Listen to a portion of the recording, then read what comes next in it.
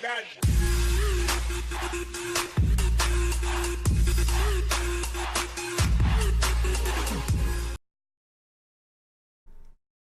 2016, the Lions made the playoffs. They got off to a hot start and looked to finally win their division title.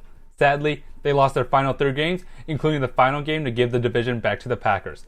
The Lions then lost in the wildcard round. They need to take the next step in their progression and start winning playoff games.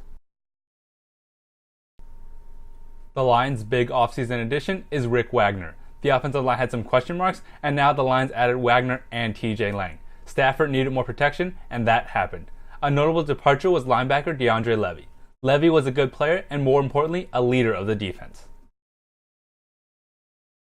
The Lions got a leader with their first pick in Jarrad Davis. Davis is a playmaker on defense who should make up for the loss of Levy this offseason. A surprise pick was Tez Tabor. Tabor is a gamer, but the measurable speed just didn't measure up. Bottom line, Davis is a playmaker who should make everyone else around him better. The Lions have good weapons on offense, but nothing that is the top of the league. Golden Tate and Marvin Jones have performed well as free agent additions. They make plays at wide receiver, and Ameer Abdullah is a solid piece at running back. The offense is good, but it's not great. It's still missing that game-changing player that Calvin Johnson was. The Lions have a below-average defense with an excellent pass rusher in Ziggy Ansah. However, he got hurt last year and didn't perform up to his usual standards. Darius Slay is an underrated cornerback and is one of the best in his position. Still, in order for this defense to step up, its best player, Ziggy Ansah, needs to bounce back.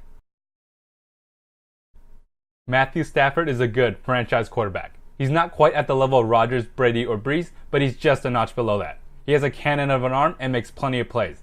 He's in line for another big extension, and the Lions know they need to keep Stafford as their quarterback in order to start winning playoff games again.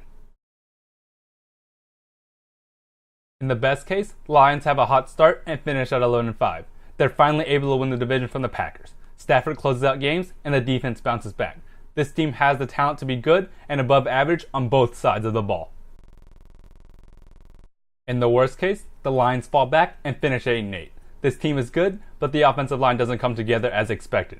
The defense continues to fall below expectations and the team misses the playoffs.